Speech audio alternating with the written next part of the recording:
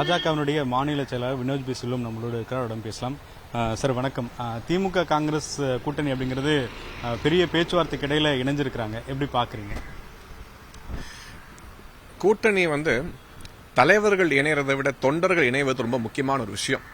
அந்த விதத்தில் பார்த்தீங்கன்னா இன்னைக்கு அண்ணா திராவிட முன்னேற்ற கழகம், பாஜக, அமமுகவெல்லாம் கட்சி தலைவர்கள் அப்படின்னு தாண்டி கிரவுண்ட்ல இணக்கம் அப்படின்னு ஏற்பட்டு ஒன்னாக செயல்பட்டு இப்ப கூட பாரதிய கட்சி சார்பில் 20,000க்கு மேல தெருமுனை கூட்டங்கள் போட்டிருக்காங்க.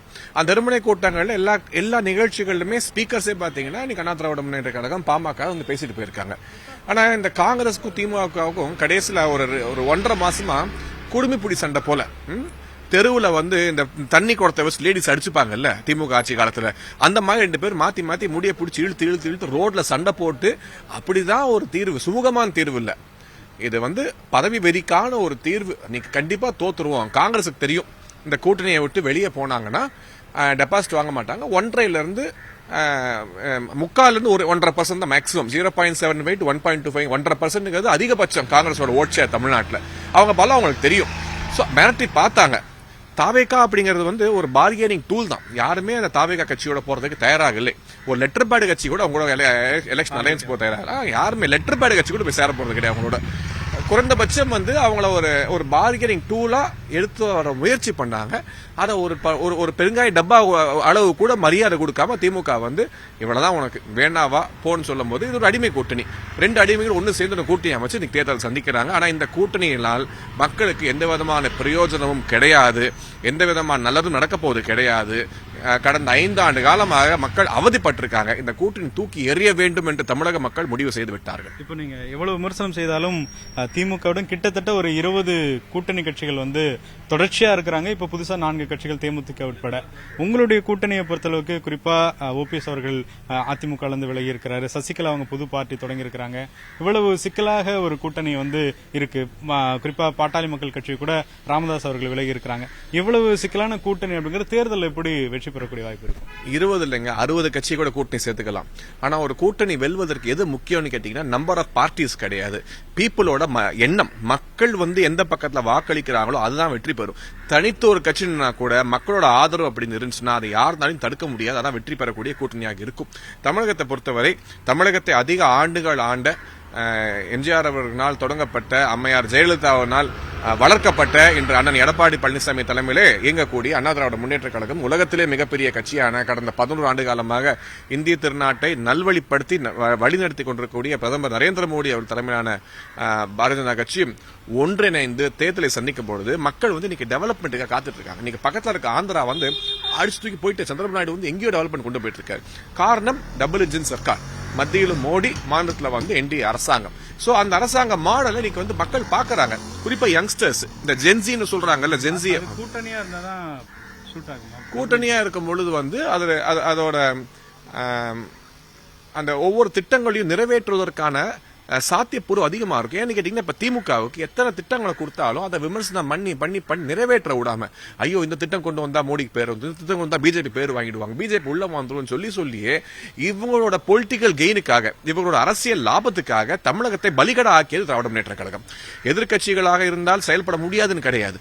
ஆனா எதிர்கட்சியாக இருந்து தமிழகத்தை பலி கொடுத்து இந்த எல்லா திட்டத்துக்கும் நான் அவங்க அப்பா பேரையோ பாட்டி பேரையோ மாத்தி வச்சு அதை திட்டமாக கொடுக்க பார்த்து அவங்க ரெப்ளிகேட் பண்ண ட்ரை பண்ணும்போது அதை நடைமுறைப்படுத்த அட்மினிஸ்ட்ரேட்டிவ் ப்ராப்ளம்னால, அந்த கோளாறின் காரணமாக இந்த திட்டங்கள் சரியான முறையில் மக்களை சென்று சேருவது கிடையாது. சோ இதனால இது யார் கடைசியா இதுல யார் பாதிக்கப்படுறான்னு கேட்டா பொதுமக்கள் தான், ஓட்டர்ஸ். அவங்க தான் பாதிக்கப்படுறாங்க. சோ அவங்களுக்கு நியாயம் கிடைக்க வேண்டும். அந்த நியாயத்துக்காக நம்ம ஒரு நல்ல கூட்டணி அமைத்திருக்கோம். நிறைவு கேள்வியா, நீங்க வழக்கமா தேர்தலில் போட்டியிடுகின்ற பொழுது குறிப்பா துறைமுகம் தொகுதியில் நின்றுருக்கீங்க. நாடாளுமன்ற தேர்தலும் சட்டமன்ற தேர்தலும் சென்னை போக்கஸ் பண்ணுவீங்க. இந்த முறை சென்னை தானா இல்லாட்டி வெளி மாவட்டங்கள் எதுவும் போக வாய்ப்பு இருக்கா? பாரதிய ஜனதா கட்சியை பொறுத்தவரை எப்போதுமே வேட்பாளர் யார் என்பதை முடிவு செய்வது மத்திய தலைமை, மாநில தலைமை. சோ அந்த தலைமை கூட்டணிக்கு ஏற்ப, இன்று இருக்கக்கூடிய சூழலுக்கு ஏற்ப, நடைமுறைக்கு ஏற்ப அரசியல் முடிவு செய்யப்பட்டு அதன் அடிப்படையிலே வேட்பாளர்கள் தேர்வு செய்யப்படுவார்கள். இன்று இருக்கக்கூடிய அரசியல் சூழ்நிலை பொறுத்தவரை பாரதிய ஜனதா கட்சியை பொறுத்தவரை இந்த பவர் வெறி அப்படிலாம் தாண்டி யாரு ஜெயிக்கிறா அப்படிங்கறத விட யார் தோக்கணும் அப்படிங்கிறது முக்கியமான ஒரு தேர்தல். இது தமிழக மக்களுக்கான தேர்தல். சோ தமிழக மக்களுக்கு நல்லாட்சி தேவை, உண்மையான விடியல் தேவை. காலைல பேப்பரை திறந்தா பயமா இருக்கு. ரோட்ல டீ குடிக்க போறவனால வெட்டுறாங்க. ஊனமுற்றவரை கூட வெட்டி ரோல் தூக்கி எறியக்கூடிய ஒரு சூழ்நிலை. 2 வயது குழந்தை கூட காமவெறி பிடிச்சு சுத்தக்கூடிய நபர்களுக்கு வந்து தைரியம் கொடுத்தது இந்த திராவிட முன்னேற்ற கழகத்தில் இருக்கக்கூடிய காவல்துறையின் அலட்சிய போக்கு. சோ இந்த சூழ்நிலை மாற வேண்டும் என்றால் ஒரு ஆட்சி மாற்றம் தேவை. மத்த எல்லாம் தூக்கி போடுங்க. விமன் சேஃப்டியும் ட்ரக் இஷ்யூவும் இந்த சொசைட்டியை பிளேக் பண்ணக்கூடிய 2 முக்கியமான விஷயங்கள். இந்த 2 விஷயம் மட்டுமே போதும் திமுகவை தூக்கி எறிவதற்கு, மக்கள் முடிவு செய்வதற்கு. வீட்டில் இருக்கக்கூடிய பெண் குழந்தைகள்ல மூதாட்டிய வரைக்கும் வெளியே போயிட்டு வீடு திரும்புற வரைக்கும் நெஞ்ச பிடிச்சிட்டு உட்கார்ந்திருக்க சூழ்நிலையை திமுக உருவாக்கி இருக்கிறது. இதற்காக மக்கள் பாடம் ஊட்டுவார்கள். சோ தொகுதி என்பதெல்லாம் தாண்டி வெற்றியை மட்டும் நோக்கி நாங்கள் பயணித்துக் கொண்டிருக்கிறோம். குறிப்பா இது ஒரு பர்சனல் கேள்விதான். ஃபேமிலிலேயே 2 வேட்பாளர் அப்படின்ற ஒரு தகவலும் சொல்லப்படுது. உங்களுடைய தம்பியும் வந்து தாவேகா சார்பில் வேட்பாளராக அறிவிக்கப்பட வாய்ப்பு இருக்கிறதா சொல்லப்படுது. அது ஒரு ஆரோக்கியமான போட்டியா பாப்பீங்களா, எப்படி பாக்குறீங்க? ஒவ்வொருத்தங்களுக்கு ஒவ்வொரு இன்ட்ரெஸ்ட், ஒவ்வொரு லைக்கிங் இருக்கும். நடிகர் விஜயை பொறுத்தவரை ரசிகர்கள் தான் இன்னைக்கு வந்து தொண்டர்களாக மாற்றப்பட்டிருக்கிறார்கள். தாவேகா என்பது ஒரு பக்குவ சோ அந்த ரசிகர் மன்றத்தில் உள்ளவங்களை வந்து அப்படியே மாத்தி உள்ள தூக்கி பிடிச்சி நீ நில்லுன்னு சொல்லி ஆள் பிடிக்கிற கதை தான். சோ ஆள் பிடிச்சி அப்படி வேட்பாளரா போட்டுட்டு இருக்காங்க. இல்ல யார் ஆளை பிடிச்சி எந்த இடத்துல போடுவாங்கன்னு யாருக்கும் தெரியாது. களப்பணி அப்படிங்கிறது வந்து அரசியல்ல முக்கியம். அந்த களப்பணி அப்படிங்கிற கான்செப்ட் இல்லாத ஒரு கட்சி தாவேகா. சோ அப்படி இருக்கக்கூடிய ஒரு இயக்கம் பொய் பொருட்டுகளை அள்ளி வீசி எந்த அளவுக்கு இது எடுப்படும், சினிமாவில் இருக்கக்கூடிய கிளாமர் அப்படிங்கிறது பொலிட்டிக்கலா எந்த அளவுக்கு கன்வர்ஷன் ஆகும் அப்படிங்கிறது ஒரு தேர்தல் முடிந்தால் தான் தெரியும். சோ யார் இந்த கட்சியில் வேட்பாளர் யாருக்குமே தெரியாது. வாய்ப்பு வந்து எப்படி பாக்குறீங்க? யாரா இருந்தாலும் வாழ்த்துக்கள், யாருக்கு வாய்ப்பு கிடைத்தாலும் வாழ்த்துக்கள்.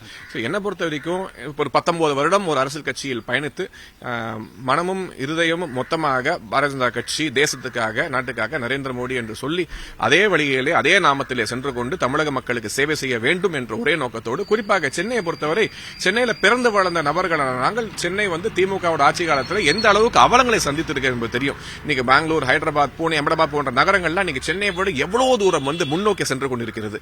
சென்னை வந்து பின்னோக்கி தள்ளப்படுகிறது. இந்த குடும்பம் இங்கே வசித்தாலும் கூட இவர்கள் சொத்துக்களை மட்டும் பெருக்கிக் கொண்டு வெளிநாடுகளில் வந்து ஏர்லைன் கம்பெனி ஆரம்பிக்கிற அளவுக்கு இன்னைக்கு வந்து வருமானம் ஈட்டிக் கொண்டு தமிழகத்தை காவு கொடுத்து, குறிப்பாக சென்னை மீது எந்த விதமான அக்கறையும் இல்லாமல் இருக்கக்கூடிய சூழ்நிலை மாற்றி இந்தியாவின் தலைசிறந்த நகரமாக சென்னை மாற வேண்டும். அதற்காக நாங்கள் எல்லாம் உழைத்துக் கொண்டிருக்கிறோம்.